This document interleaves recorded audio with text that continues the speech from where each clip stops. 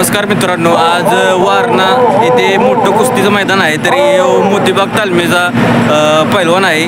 तरी भावाचं नाव सांग रे भावा तुझं. पाटील गोरक्षण कुस्ती अशी इथं झालेली आहे त्याची, तरी तुम्हाला दाखवणार आहे.